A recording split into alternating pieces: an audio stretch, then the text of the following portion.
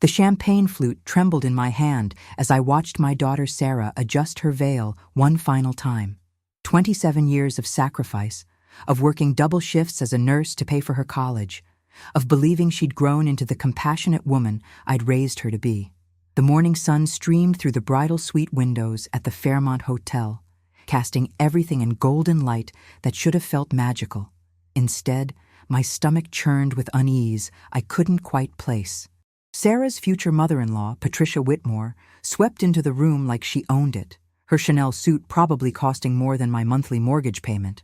The wedding planner scurried behind her, clipboard in hand, making last-minute adjustments to centerpieces that already looked perfect. I'd dreamed of this day since Sarah was 5 years old, playing dress-up in my old curtains. Something felt terribly wrong. Patricia's perfectly manicured fingers drummed against her designer purse as she surveyed the room with calculating eyes. Her husband owned 3 luxury car dealerships across the state, and she never let anyone forget it. The contrast between our families had been obvious from the moment Sarah brought Marcus home 2 years ago. While I lived in my modest 2-bedroom ranch house that I'd bought after the divorce, they resided in a sprawling estate with circular driveways and water fountains. Sarah had always been grounded despite my struggles, working part-time through nursing school and volunteering at the local animal shelter every weekend. But lately, something had shifted in her demeanor. She'd started mentioning things like proper etiquette and maintaining appearances in conversations that never required such formality before. I told myself it was just pre-wedding jitters, but Patricia's presence seemed to amplify whatever was changing in my daughter. My hands smoothed the fabric of my navy blue dress, the same one I'd worn to my sister's wedding 3 years ago. It was the nicest thing in my closet, and I'd paired it with the pearl necklace my mother had given me before she passed. Sarah glanced at me in the mirror's reflection, and for just a moment, I saw something flicker across her face. Disappointment, maybe, or embarrassment.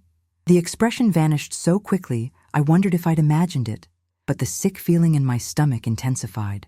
Patricia was whispering something to the wedding planner, gesturing toward the seating chart spread across the antique writing desk. I caught fragments of their conversation about family placement and visual aesthetics for the photographer. If you're watching this story unfold, please hit subscribe and tell me in the comments what city you're from. I need to know I'm not alone in fighting for the people we love most. The photographer would be arriving any minute to capture what everyone expected to be the perfect family moment. Sarah turned from the mirror, her wedding dress rustling like whispered secrets.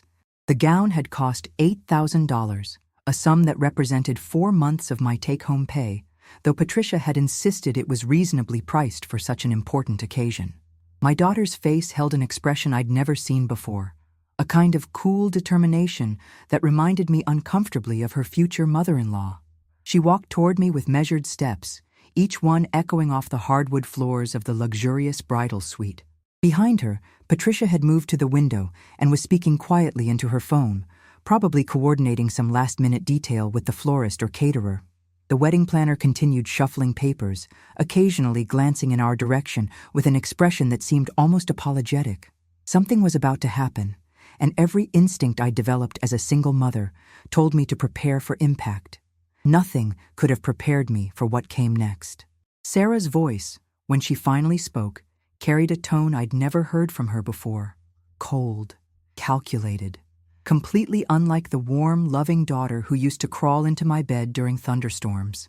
She stood directly in front of me, her posture rigid, hands clasped in front of her like she was delivering a business presentation rather than talking to the woman who had raised her alone.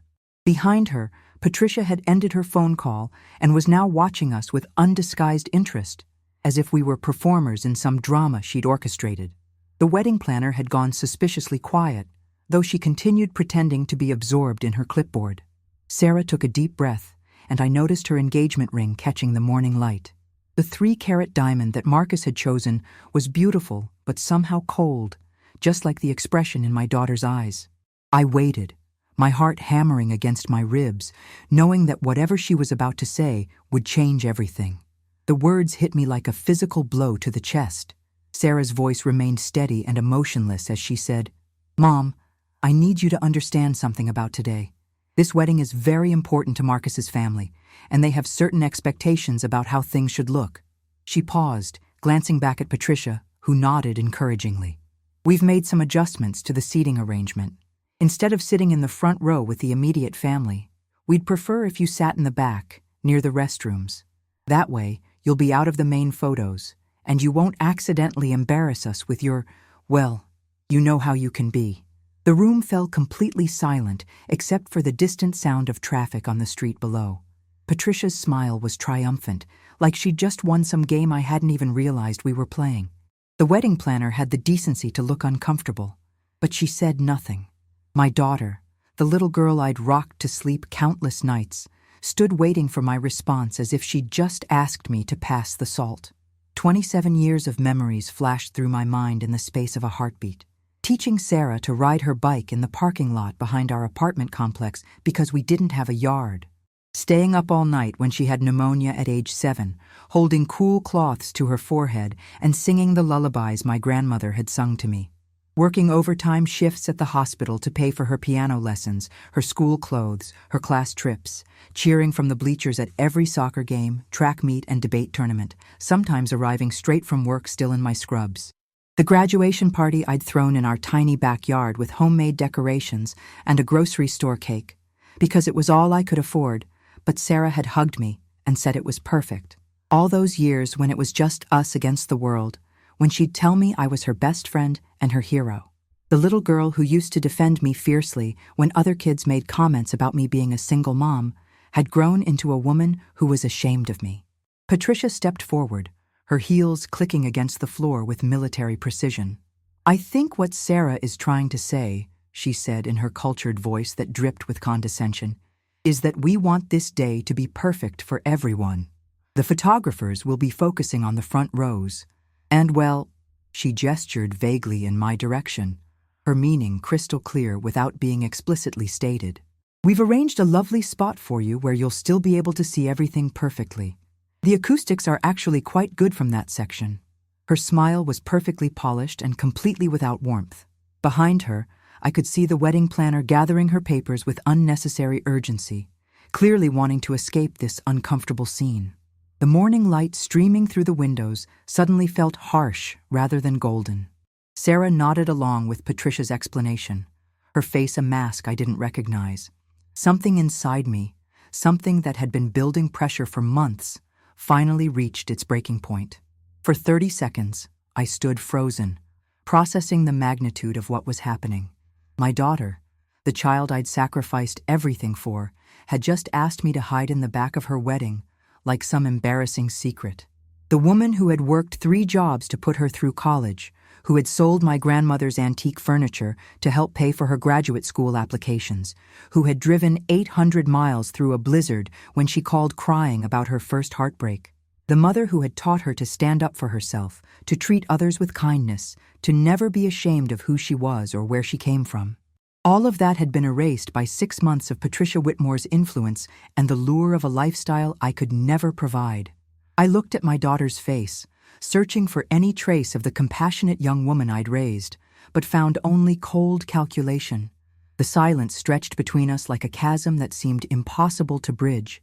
Then something hardened inside me, and I made a decision that would change both our lives forever. I stood up slowly, setting the champagne flute down on the nearest table with deliberate care. The crystal made a soft, ringing sound that seemed to echo in the suddenly quiet room.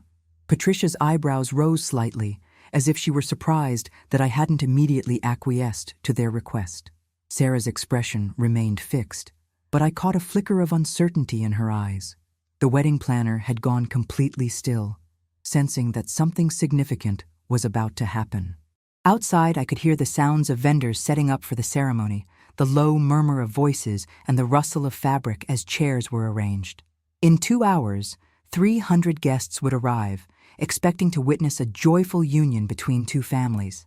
Instead, they were about to get a lesson in what happens when you mistake kindness for weakness. I looked directly at my daughter, memorizing every detail of her face, because I had a feeling this might be the last time I saw her for a very long time. My voice, when I finally found it, was steady and clear. 27 years of nursing had taught me to remain calm in crisis situations, and this certainly qualified as a crisis. Sarah, I said, using the same tone I'd used when she was 8 years old and had lied about breaking the neighbor's window. I want to make sure I understand this correctly. You're asking me, your mother, the woman who raised you alone from the time you were 3 years old, to sit in the back row of your wedding, near the bathrooms, so I won't embarrass you. Each word fell into the silence like a stone into still water, creating ripples of tension that seemed to fill the entire room. Patricia's smile faltered slightly, perhaps recognizing that she'd pushed too far too fast. Sarah's jaw tightened, but she held my gaze without flinching. That's exactly what I'm asking, she said, and those 6 words severed something between us that I wasn't sure could ever be repaired. The wedding planner quietly excused herself, muttering something about checking on the flowers. The photograph tucked inside my purse seemed to burn against my leg, though Patricia and Sarah couldn't possibly know it was there. It was a picture from Sarah's high school graduation, both of us grinning widely despite the rain that had threatened to ruin the outdoor ceremony. In the photo, Sarah wore the same pearl necklace I wore now, the one she'd insisted on borrowing because she said it made her feel connected to her grandmother's memory. She'd written on the back of the photo in her careful handwriting, "To the best mom in the world. Thank you for showing me that strength comes from love, not money. I'll never forget where I come from or who helped me get here." I'd carried that photo in my wallet for 9 years, pulling it out whenever I felt overwhelmed by the challenges of single motherhood. Now, standing in this opulent bridal suite with my daughter asking me to hide like some shameful secret, that photograph felt like evidence from another lifetime. The irony wasn't lost on me that Sarah now wore a different necklace entirely, a diamond choker that Patricia had given her as a pre-wedding gift. Patricia moved closer to Sarah, a gesture of solidarity that didn't go unnoticed. They stood together like co-conspirators, united in their assessment that I was somehow inadequate for this elevated social circle they'd created. "I think your mother understands," Patricia said smoothly, as if the matter were settled, and we could all move on to more important things like final lipstick touch-ups and photographer poses. But something in my posture must have warned her that this conversation was far from over. Sarah shifted uncomfortably, and for just a moment, I saw a flash of the uncertain little girl who used to ask me to check under her bed for monsters before she could fall asleep. That little girl was still in there somewhere, buried beneath layers of social climbing and manufactured sophistication. The question was whether she was buried so deeply that she couldn't find her way back to the surface. I realized that this moment would define not just our relationship, but what kind of person my daughter chose to become. The weight of that realization settled heavily on my shoulders. I reached into my purse and pulled out the graduation photograph, holding it where both Sarah and Patricia could see it clearly. Sarah's face went pale when she recognized it, and I saw her hand move instinctively toward her throat where her grandmother's pearls should have been. "Do you remember this day?" I asked quietly, my voice carrying across the room with surprising strength. "You insisted on wearing Grandma's pearls even though they didn't match your cap and gown colors. You said they reminded you that real value doesn't come from how much something costs, but from the love that goes with it." Patricia glanced at the photograph with obvious disdain, clearly unimpressed by our modest celebration in the community center parking lot. But Sarah's breathing had become shallow, and her hands were trembling slightly. She remembered, all right. The question was whether she cared enough about those memories to let them influence her decision now. The photograph seemed to glow in the morning sunlight, a tangible reminder of the values I'd tried so hard to instill in her. Sarah's voice cracked slightly when she spoke, the first sign that her composed facade was beginning to crumble. "That was different, Mom. I was just a teenager then. I didn't understand how important it is to present yourself properly in certain social situations."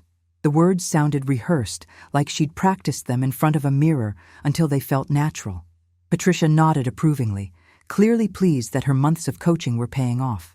But I could see the conflict in Sarah's eyes, the war between her acquired pretensions and the decent human being I'd raised her to be. "Present yourself properly," I repeated slowly, tasting the words like something bitter. "Is that what you call treating your mother with respect? Making sure I don't embarrass you in front of people whose opinion matters more than mine?" The wedding planner had returned with a bouquet of white roses, but she stood frozen in the doorway, clearly sensing that she'd walked into the middle of something volatile. The flowers in her arms seemed to mock the entire situation with their pristine beauty and perfect arrangement. The sound of my chair scraping against the floor echoed through the room as I stood up fully, my decision crystallizing with each passing second. I looked at my daughter, really looked at her, trying to memorize the face I'd loved for 27 years before it disappeared forever behind a mask of social ambition and calculated cruelty. You know what, Sarah? You're absolutely right about one thing. I would embarrass you today because I would have sat in that front row with pride, celebrating the daughter I raised to be better than this. My voice grew stronger with each word, fed by decades of swallowed disappointments and quiet sacrifices that had apparently meant nothing to the young woman standing before me. Patricia's expression had shifted from smug satisfaction to something approaching alarm, as if she sensed that her careful manipulation was about to backfire spectacularly. The morning light streaming through the windows seemed to intensify, casting sharp shadows across the expensive furnishings and designer gowns. Everything in this room was beautiful and cold, including my daughter. I folded the graduation photograph carefully and placed it on the antique writing desk, where the seating chart lay spread like a battle plan. Since you're so concerned about embarrassing yourself, I'll solve that problem for you right now. My words hung in the air like smoke from a fire that was just beginning to catch. Sarah's eyes widened, and I saw a flicker of panic cross her features as she began to understand that this conversation wasn't going according to her script. Patricia stepped forward as if to intervene, but something in my expression stopped her cold.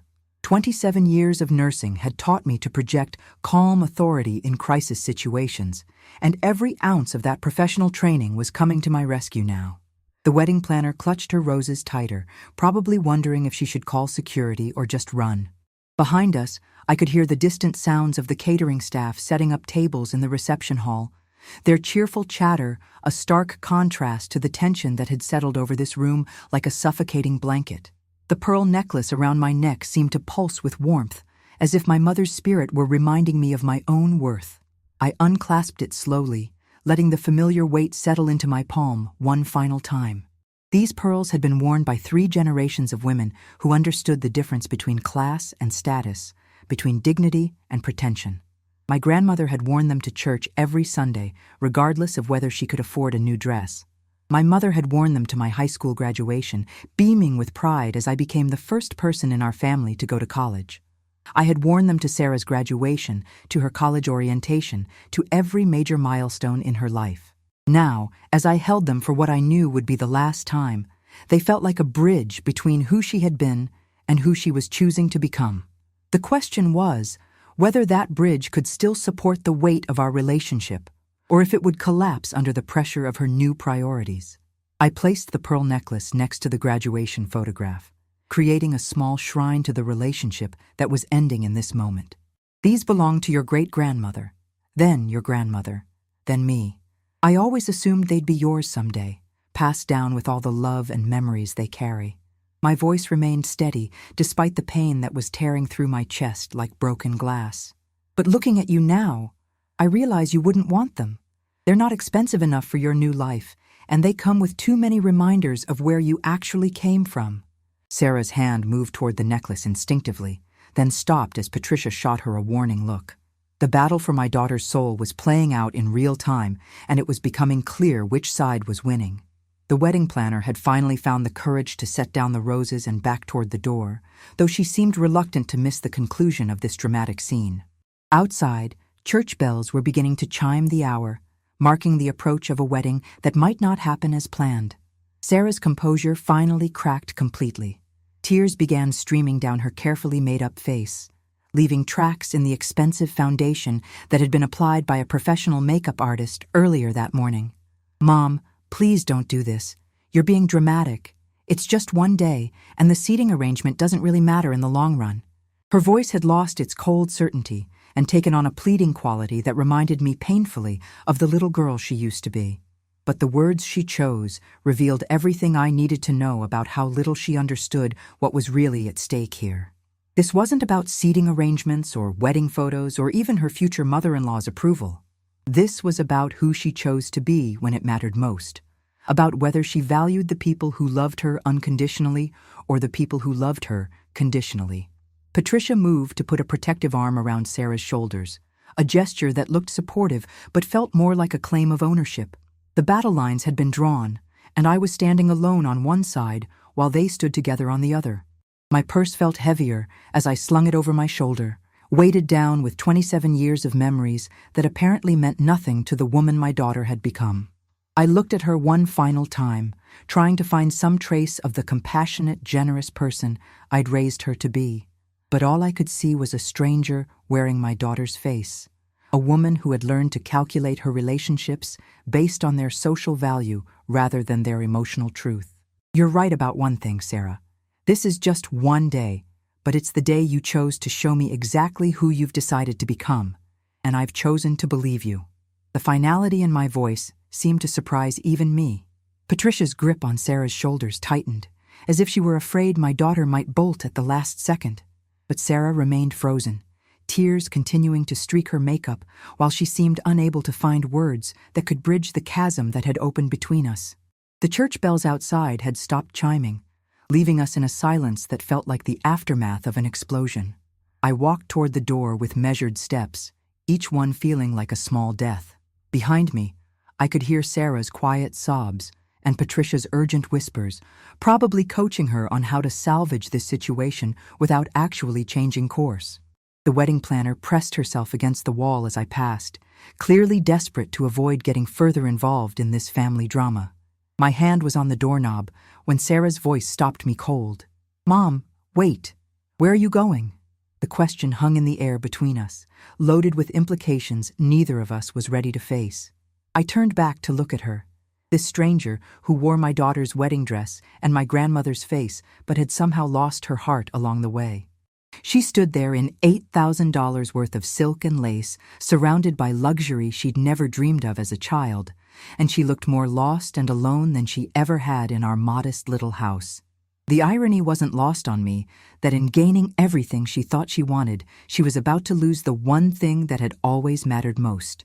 The answer came to me with startling clarity, as if I'd been preparing for this moment my entire adult life. "I'm going home, Sarah. To the same house where you learned to walk, to talk, to ride a bike, to stand up for what's right. The house where you told me every secret, every dream, every fear you had growing up. The house where you promised me that no matter how successful you became, you'd never forget who loved you first." My voice grew stronger with each word, fed by a righteous anger that had been building for months as I watched my daughter transform into someone I didn't recognize. Patricia's face had gone white, clearly realizing that her careful manipulation was backfiring in ways she hadn't anticipated. Sarah opened her mouth as if to speak, then closed it again, apparently unable to find words that could undo the damage she'd inflicted. The wedding dress that had seemed so beautiful an hour ago now looked like an elaborate costume, a disguise that allowed her to pretend she was someone other than the person I'd raised her to be. I opened the door and stepped into the hallway, where other wedding party members were beginning to gather for pre-ceremony photos. Bridesmaids in lavender dresses chatted excitedly while groomsmen adjusted their ties and boutonnieres. The photographer was setting up equipment in the corner, testing lighting angles and reviewing his shot list for the day. Everyone looked so happy and normal, completely unaware that the wedding they'd come to celebrate was falling apart behind closed doors. I walked past them all with my head held high, acknowledging their surprised greetings with a polite nod, but not stopping to explain why the mother of the bride was leaving 2 hours before the ceremony. They would figure it out soon enough, when Sarah had to explain why her mother's chair in the front row would remain empty throughout the service.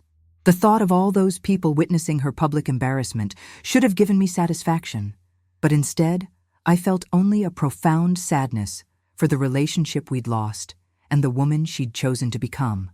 The elevator doors opened, as if summoned by my need to escape this suffocating atmosphere of manufactured perfection. I stepped inside and pressed the button for the ground floor, watching the numbers descend as I descended away from the daughter I'd loved and lost in the space of a single conversation.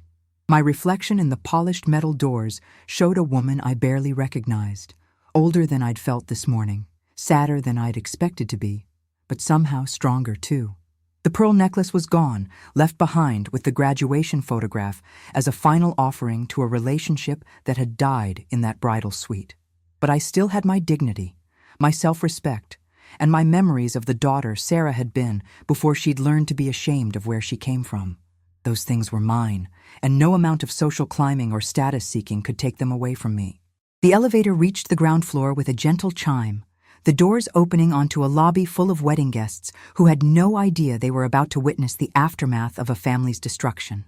The hotel lobby buzzed with activity as guests arrived for the 4 o'clock ceremony. Women in elegant dresses and men in well-tailored suits checked their appearance in ornate mirrors while discussing mutual acquaintances and business ventures. The contrast between their casual wealth and my modest attire had never felt more pronounced, but for the first time in months, I didn't feel diminished by it. These people might have more money, bigger houses, and fancier cars, but they were about to witness something that no amount of wealth could prevent: the consequences of treating people like expendable accessories. I walked through the lobby with purpose, my heels clicking against the marble floor in a rhythm that sounded like a funeral march.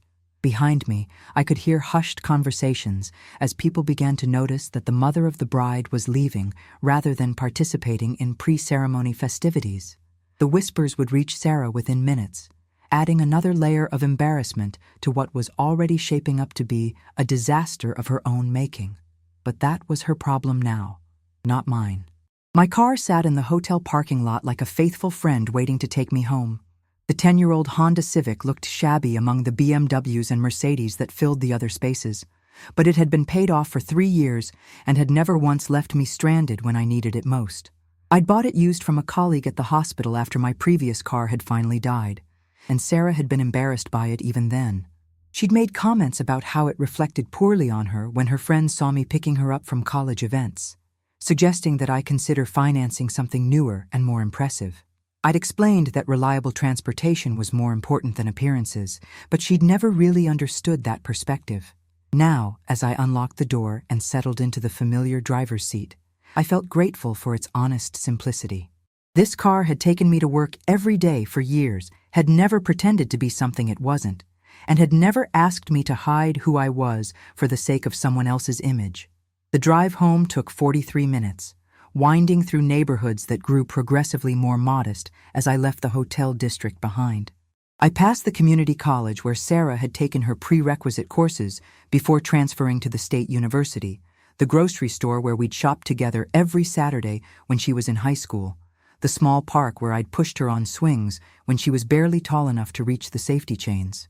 Each landmark felt like a chapter in a story that had apparently ended without my realizing it. The radio played soft jazz, the kind of music Sarah used to say was boring compared to whatever pop songs dominated the charts.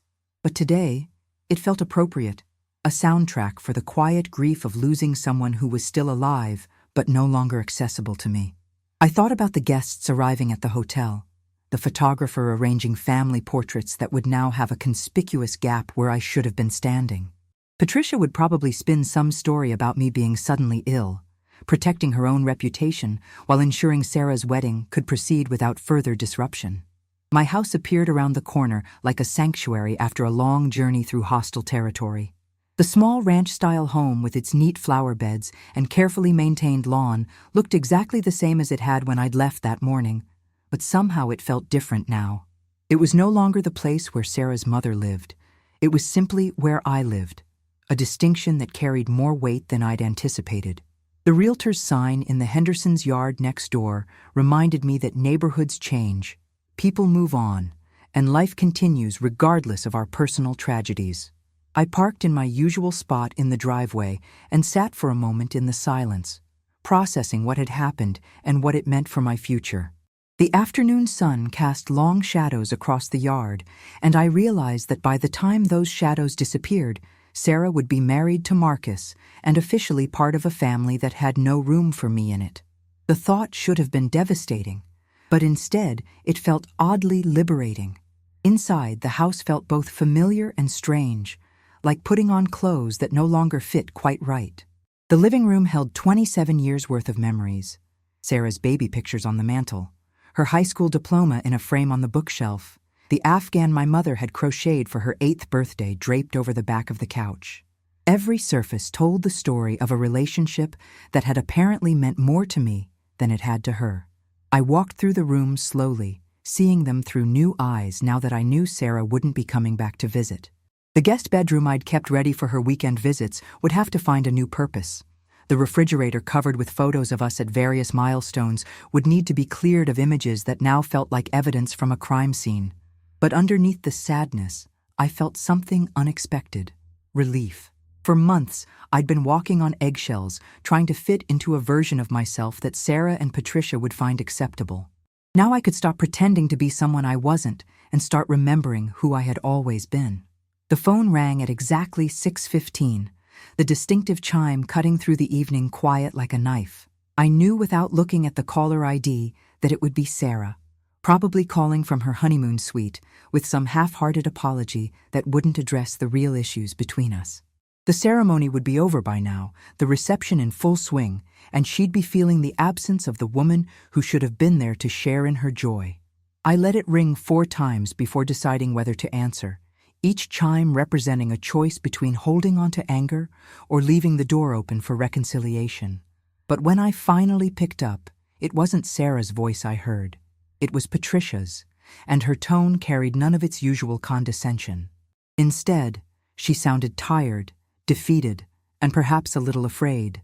"We need to talk," she said without preamble, and something in her voice told me that the wedding hadn't gone according to plan. The question was whether the disaster had been significant enough to wake Sarah up to what she'd lost, or if it was already too late for any kind of meaningful reconciliation.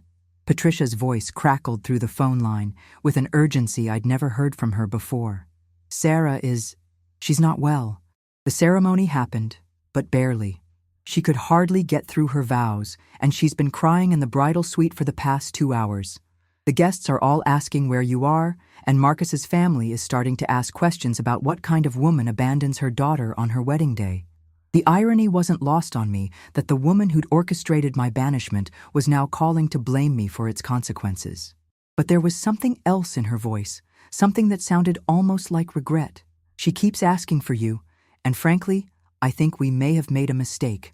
The admission hung between us like a white flag, but I wasn't ready to surrender my position quite yet. Outside my window, the Hendersons were having a barbecue in their backyard.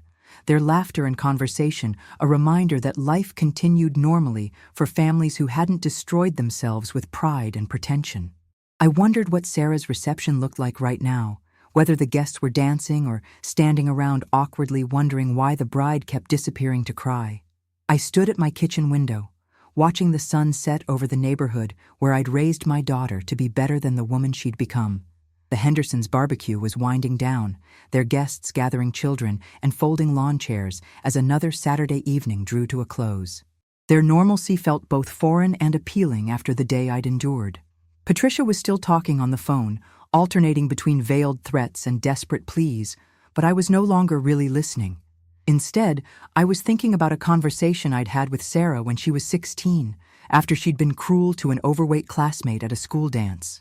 I'd sat her down that night and explained that how we treat people when we think no one important is watching reveals who we really are. She'd cried then too, apologizing sincerely and promising to do better. The next Monday, she'd sought out that classmate and made a genuine effort to be kind. That was the daughter I'd raised, the one I'd lost somewhere between nursing school and engagement parties. The question now was whether that person still existed beneath the layers of social ambition and calculated cruelty. My response to Patricia surprised both of us with its calm finality. "I appreciate your call, but I won't be returning to the hotel tonight. Sarah made her choice this morning when she asked me to hide in the back row like some shameful secret. I made mine when I walked out that door. These are the consequences of those choices, and they belong to both of us now." Patricia's voice rose in pitch as she realized I wasn't going to be manipulated into cleaning up the mess she'd helped create. She tried several different tactics over the next few minutes. Guilt about abandoning my daughter on her wedding day, practical concerns about what the guests would think, even veiled suggestions that my absence was somehow more embarrassing than my presence would have been. But each argument only reinforced my conviction that leaving had been the right decision. Sarah had wanted a wedding where she wouldn't be embarrassed by her mother, and she'd gotten exactly that. The fact that the absence of embarrassment had been replaced by the presence of shame was a lesson she needed to learn on her own. I hung up while Patricia was still mid-sentence, leaving her to explain to her new daughter-in-law why the woman she'd banished wouldn't be returning to save the day. The evening stretched ahead of me, with an emptiness I hadn't felt since Sarah had left for college 9 years ago. But this emptiness was different, heavier, because it carried the weight of finality rather than the promise of reunion. I made myself a simple dinner and ate it at the kitchen table where Sarah and I had shared thousands of meals over the years. The silence felt oppressive at first, but gradually it began to feel like peace. For the first time in months, I didn't have to worry about saying the wrong thing, wearing the wrong clothes, or somehow embarrassing my daughter by existing too visibly in her life. The relief was unexpected and profound, like finally setting down a heavy suitcase after carrying it for miles. I realized I'd been holding my breath for half a year, trying to make myself smaller and more acceptable to people whose approval had never been worth having in the first place. Now I could stop performing and start remembering who I'd always been underneath the desperate need to fit into my daughter's new world. The weeks that followed brought a kind of peace I hadn't experienced since Sarah's relationship with Marcus had begun to change her. I threw myself into work at the hospital with renewed energy, finding joy in caring for patients who appreciated my attention and expertise. The volunteer work at the animal shelter expanded into a leadership role when the director asked me to coordinate their adoption events. I started taking pottery classes at my sister Margaret's studio, discovering a creative outlet I'd never had time to explore when my life revolved around Sarah's needs and schedule. Slowly, incrementally, I began to remember who I was when I wasn't defined solely by my role as someone's mother. The process was occasionally painful, but it was also surprisingly joyful. I made new friends among my fellow volunteers and pottery students, people who knew nothing about my family drama and simply valued me for the person I was in the present moment. Margaret called me 3 weeks after the wedding, her voice heavy with concern and barely contained fury. She'd heard through the family grapevine about what had happened at the hotel, and she was struggling to process how her beloved niece could have treated me with such calculated cruelty. "I keep thinking about that little girl who used to defend you so fiercely on the playground," she said, her voice thick with disappointment. "What happened to her?" I found myself comforting my sister rather than seeking comfort from her, explaining that people sometimes lose themselves in the pursuit of what they think they want. Margaret invited me to spend the following weekend at her mountain retreat, promising homemade meals and long conversations without any mention of wedding disasters or ungrateful daughters. The thought of being surrounded by people who loved me unconditionally felt like exactly what I needed to continue healing from the wounds Sarah had inflicted. 6 months after the wedding, Dr. James Harrison appeared at my front door on a Saturday morning. He'd been Sarah's favorite professor in nursing school and had also been a guest at the wedding disaster. I'd always respected his genuine warmth and dedication to his students, so I was surprised but pleased to see him. "I hope you don't mind the unannounced visit," he said, his expression serious but kind. "I've been thinking about what happened at Sarah's wedding for months, and I finally decided I needed to tell you something important." We sat in my living room with coffee and the banana bread I'd just finished baking, and Dr. Harrison told me a story that changed my understanding of everything.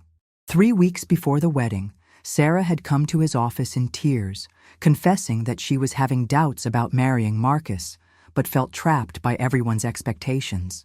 She'd asked his advice about whether it was normal to feel ashamed of your family when trying to fit into a new social circle.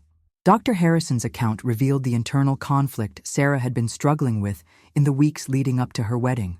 According to him, she'd spoken lovingly about me and the sacrifices I'd made for her education and success. But she'd also expressed fear that I wouldn't fit into Marcus's family's social circle and that my presence might somehow diminish her standing in their eyes. Dr. Harrison had advised her to remember that relationships based on shame and exclusion were fundamentally unstable, and that true acceptance never required rejecting the people who'd loved you unconditionally. I told her that if Marcus's family couldn't accept her mother, they weren't really accepting her either, just some edited version of her that might disappear the moment she showed any authentic emotion or vulnerability. Sarah had left his office promising to think about his words, but apparently Patricia's influence had proved stronger than his advice. The conversation explained so much about Sarah's conflicted behavior in those final weeks before the wedding. The most shocking revelation came when Dr. Harrison told me about Sarah's call 2 days after the wedding. She'd sobbed into the phone about the disaster her marriage had already become, describing how Marcus had been cold and distant since their honeymoon. He'd made it clear that he blamed her for the embarrassing spectacle at their reception, and Patricia had begun making subtle suggestions about how Sarah might need to distance herself from negative influences if she wanted to be successful in her new social position. She asked me if she'd made a terrible mistake, Dr. Harrison said quietly, and I told her that mistakes can usually be corrected if we're willing to admit we made them. But she said it was too late, that she'd burned bridges she could never rebuild. The sadness in his voice matched the grief in my heart as I realized that Sarah understood the magnitude of what she'd lost, but felt powerless to reclaim it. She was trapped in a life she'd thought she wanted, surrounded by people who valued her only for her willingness to abandon her authentic self. Dr. Harrison's visit planted a seed of hope that grew slowly over the following weeks. If Sarah was questioning her choices, if she missed our relationship enough to confide in her former professor, then maybe the daughter I'd raised wasn't completely lost after all. But I also knew that any reconciliation would have to come from her, not from me. She was the one who'd drawn the boundaries and issued the ultimatums. She was the one who'd chosen status over authenticity, convenience over character. If she wanted to find her way back to the person she'd been before Patricia's influence had poisoned her judgment, she would have to make that journey on her own. My job was to live my life fully and authentically, to be the kind of person worthy of reconciliation if that day ever came. But I couldn't wait for it, couldn't structure my happiness around the possibility that my daughter might eventually remember who she'd been raised to be. The woman I'd become in the months since the wedding was stronger, more independent, and more genuinely content than I'd been in years. The first anniversary of the wedding came and went without any contact from Sarah, though Margaret mentioned hearing through mutual acquaintances that the marriage was struggling. Marcus had apparently grown increasingly controlling, monitoring Sarah's friendships and social activities while making disparaging comments about her background whenever they attended family gatherings. The isolation that had begun with my banishment had expanded to include most of Sarah's nursing school friends and anyone else who might remind her of the values she'd once held dear. It was a textbook case of emotional abuse, but it was also the logical continuation of the path she'd chosen when she'd decided that love should be conditional and acceptance should require self-denial. I felt sorry for her, but I also recognized that she was an intelligent adult who was capable of making different choices if she found the courage to do so. My role in her story had ended the moment she'd asked me to hide in the back row of her wedding. What happened next was entirely up to her.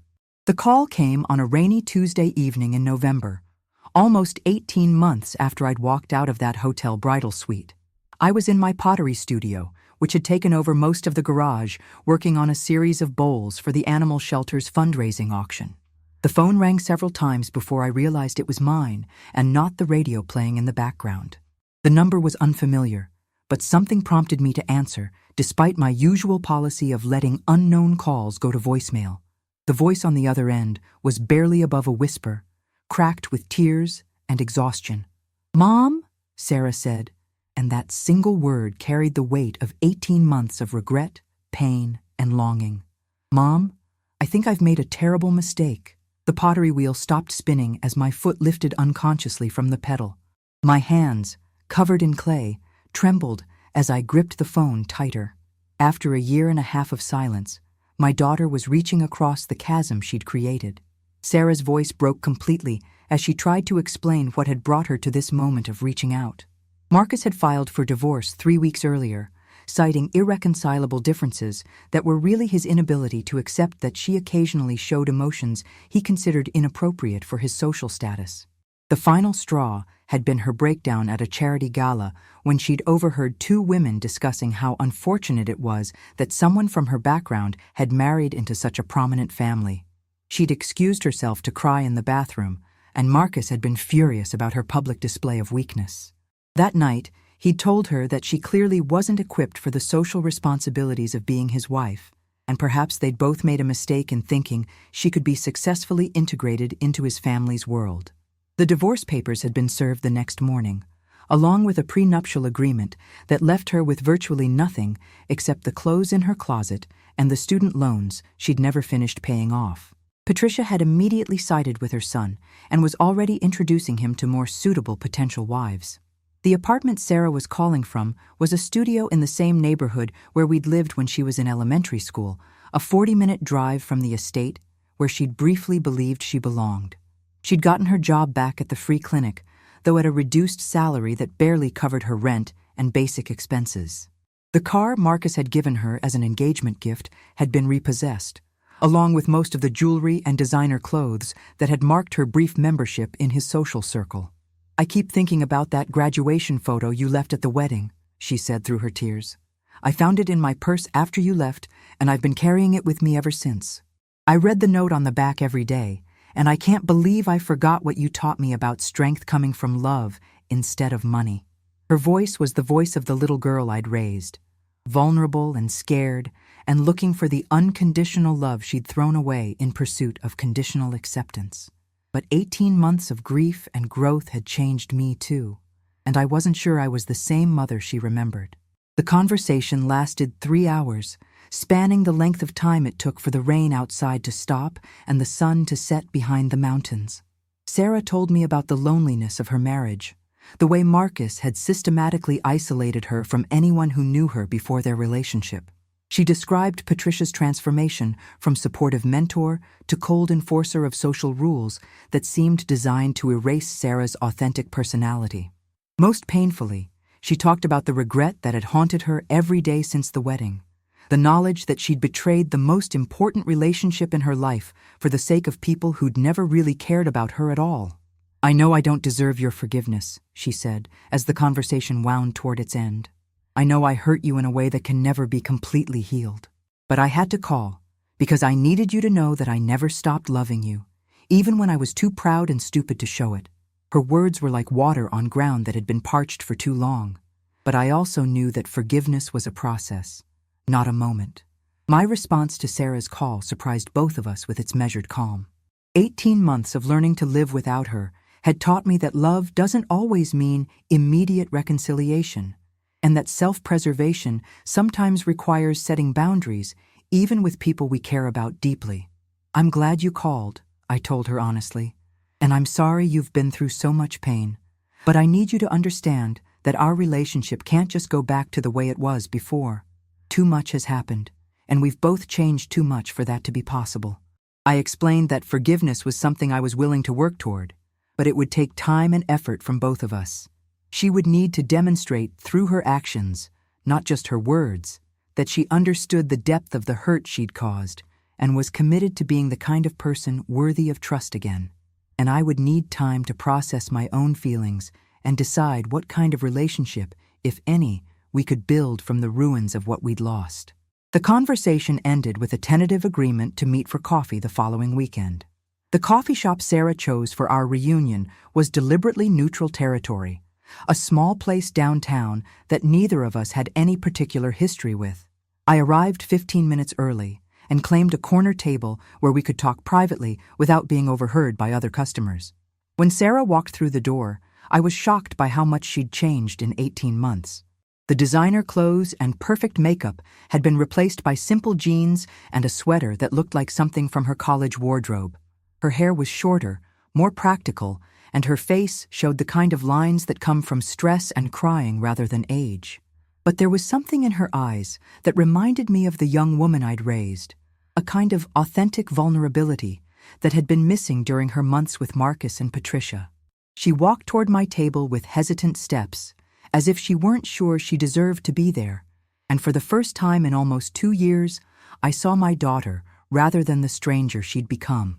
Our conversation began awkwardly, with the kind of stilted politeness usually reserved for distant acquaintances rather than family members.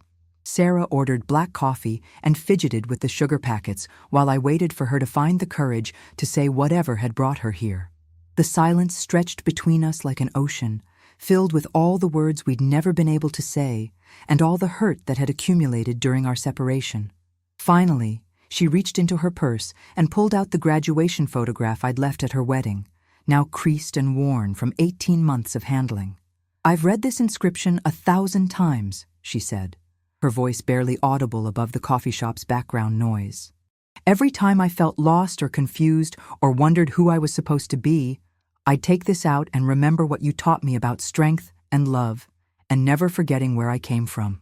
The photo looked different now, aged by time and marked by the tears I could see had stained its edges. But the young woman in the picture still smiled with genuine joy. Sarah's apology, when it finally came, was unlike anything I'd expected. Instead of the dramatic, emotional outpouring I'd imagined, she offered a quiet, thoughtful acknowledgement of the specific ways she'd failed me and herself. She talked about the shame she'd felt about our modest background and how Patricia had exploited that shame to drive a wedge between us. She described the gradual process by which she'd allowed herself to be convinced that love was something that had to be earned through performance, rather than something that existed unconditionally. Most importantly, she acknowledged that her actions at the wedding hadn't been a momentary lapse in judgment, but the culmination of months of choosing social status over authentic relationships. "I became someone I didn't recognize," she said, tears streaming down her face, but her voice remaining steady. "And I hurt the person who loved me most in order to impress people who never really cared about me at all. I don't know if you can ever forgive me for that, but I needed you to know that I understand what I did and why it was so wrong." The healing process that began that day in the coffee shop was slow, tentative, and sometimes painful for both of us. We agreed to meet weekly for lunch, always in public places where the pressure to perform forgiveness would be minimized. Sarah told me about her struggles to rebuild her life after the divorce, including the financial difficulties and social isolation that had followed her fall from Marcus's social circle. I shared stories about my own journey of rediscovery, the pottery classes and volunteer work that had helped me remember who I was beyond my role as her mother. Gradually, we began to find common ground again, though it was different from the easy intimacy we'd shared before her marriage. This new relationship was more careful, more conscious, built on a foundation of hard-won wisdom rather than assumed loyalty. We were two adults learning to trust each other again, rather than a mother and child taking their bond for granted. The process was exhausting sometimes, but it was also genuine in a way our relationship had never been before. 3 months after our coffee shop reunion, Sarah made a decision that surprised everyone who knew her story. She enrolled in a master's program in social work, using the painful experience of her own manipulation and isolation to fuel a desire to help other women recognize and escape similar situations. The program required her to take on additional student loan debt, but she said it felt like the first authentic choice she'd made in years. She also began volunteering at a women's shelter, using her nursing skills to provide basic medical care while learning about the complex dynamics of emotional abuse and financial control. "I want to become someone who helps people find their way back to themselves," she told me one afternoon as we worked together in my pottery studio. "I spent almost 2 years losing myself, and I never want another woman to go through what I went through without someone to remind her that she's worth more than what other people think of her." The work seemed to restore something essential in her character, a sense of purpose that had been missing during her pursuit of social status. The first Christmas after our reconciliation was deliberately simple, a conscious choice to focus on presence rather than presence. Sarah came to my house on Christmas Eve, bringing homemade cookies and a small wrapped package that she said was important but not expensive. Inside was a new frame containing the graduation photograph, along with a letter she'd written, explaining what our relationship had meant to her throughout her life. The letter was raw, honest, and beautiful, acknowledging both the pain she'd caused and the gratitude she felt for the unconditional love that had eventually brought her home. We spent the evening looking through photo albums, remembering moments from her childhood that had shaped both of us in ways we'd never fully appreciated. The little girl who'd defended me against playground bullies had grown into a woman who finally understood that defending the people you love is more important than impressing the people you don't. It wasn't the Christmas reunion of my dreams, but it was real and honest and earned through hard work on both our parts. That made it more valuable than any fantasy I'd imagined during our months of separation. The second year of our renewed relationship brought challenges neither of us had anticipated. Sarah's work at the women's shelter sometimes triggered memories of her own experience with emotional manipulation, leading to panic attacks and periods of depression that required professional counseling. I struggled with my own tendency to want to fix everything for her, a pattern that had contributed to our original problems. We both had to learn new ways of relating to each other, with Sarah taking responsibility for her own healing and me learning to offer support without taking control. The process was messier and more complex than either of us had expected, but it was also more honest than our relationship had ever been before. We argued sometimes, but the arguments were about real issues rather than hidden resentments. We disappointed each other occasionally, but the disappointments were addressed directly rather than allowed to fester into larger conflicts. Slowly, incrementally, we built something that resembled a healthy adult relationship between two women who happened to also be mother and daughter. Sarah's graduation from her master's program in social work fell on a beautiful May afternoon, exactly 4 years after the wedding that had torn our family apart. I sat in the front row of the university auditorium, wearing the same navy dress I'd worn to that disastrous wedding day, but this time I wore it with pride rather than resignation. When Sarah's name was called, she walked across the stage with confidence and purpose, accepting her diploma with a smile that reminded me of the young woman in that graduation photograph we'd both treasured for so many years. After the ceremony, she introduced me to her professors and classmates as my mother, who taught me that real strength comes from loving people unconditionally, even when they make terrible mistakes. The introduction brought tears to my eyes, not just because of the words, but because of the genuine pride in her voice when she said them. This wasn't the performance of filial duty I'd witnessed at university events during her relationship with Marcus. This was authentic gratitude from a daughter who understood the value of what she'd almost lost forever. The career that Sarah built in social work became a testament to the lessons she'd learned from her own experience with manipulation and isolation.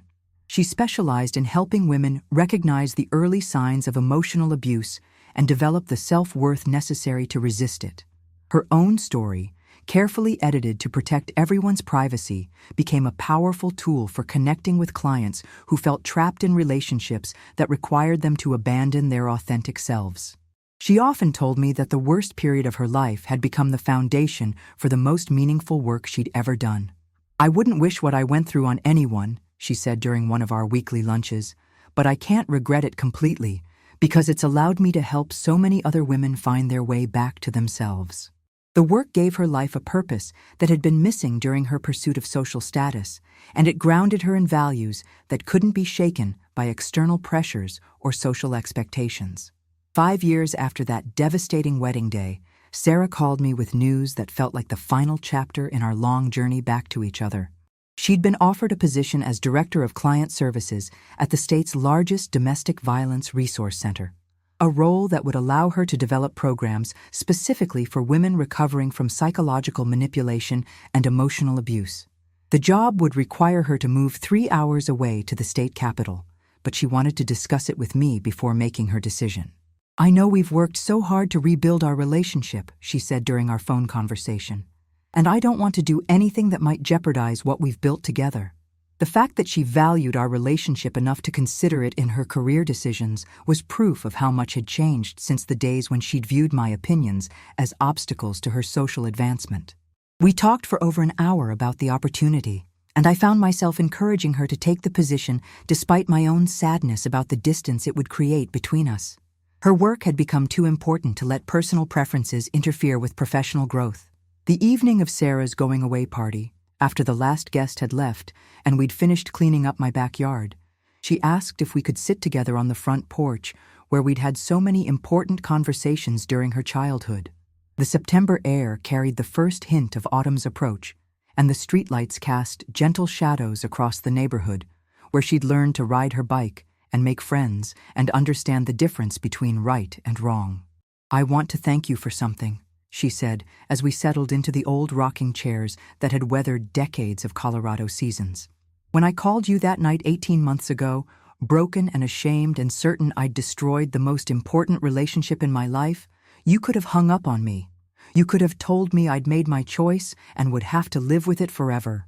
Instead, you gave me the chance to earn back your trust and prove that I could be the daughter you raised me to be. Her words hung in the quiet evening air, carried by a breeze that rustled the leaves of the maple tree we'd planted together when she started kindergarten. Sarah reached into her purse and pulled out a small, wrapped package, her hands trembling slightly as she offered it to me. I know it's not much, but I wanted you to have something to remember this conversation by. Inside the package was a simple silver bracelet with a single charm, a small heart engraved with the words, "Love without conditions." The inscription was barely visible in the porch light, but I could feel the raised letters with my fingertip as I traced the words that had defined our relationship at its best and worst moments. I had it made by a local jeweler, Sarah explained, and I asked her to engrave the phrase that I should have remembered during all those months when I was trying to earn love from people who would never really offer it. The bracelet was beautiful in its simplicity, but more than that, it was a tangible reminder of the lessons we'd both learned about the difference between conditional acceptance and unconditional love. I fastened it around my wrist immediately, knowing I would wear it every day as a symbol of the relationship we'd rebuilt from the ashes of the one we'd lost. Our final conversation before Sarah's move lasted until nearly midnight, covering everything from practical concerns about staying in touch to deeper reflections about what we'd learned from our years of separation and reconciliation. She promised to call every Sunday evening, to visit for holidays whenever possible, and to never again allow anyone to convince her that loving her family was something to be ashamed of. I promised to support her career ambitions, to visit her new city when my schedule allowed, and to always be honest with her about my feelings rather than pretending everything was fine when it wasn't. We talked about the importance of maintaining boundaries in relationships, about the difference between supporting someone and enabling them, and about the courage it takes to choose authenticity over approval. By the time we said goodnight, I felt confident that our relationship had been rebuilt on a foundation strong enough to withstand future challenges, including the ones we couldn't yet imagine. The woman who hugged me goodbye that night was my daughter in every sense that mattered, not because of biology, but because of choice. Looking back on that devastating morning 6 years ago when my daughter asked me to hide in the back row of her wedding, I can see now that it was the beginning of our real relationship rather than the end of it. The easy, unconscious love of her childhood had to be tested and refined through the fire of real choice before it could become the conscious, mature love we share today. She had to lose herself completely before she could find her way back to the values I'd tried to teach her, and I had to learn to love her enough to let her face the consequences of her choices rather than rescuing her from them.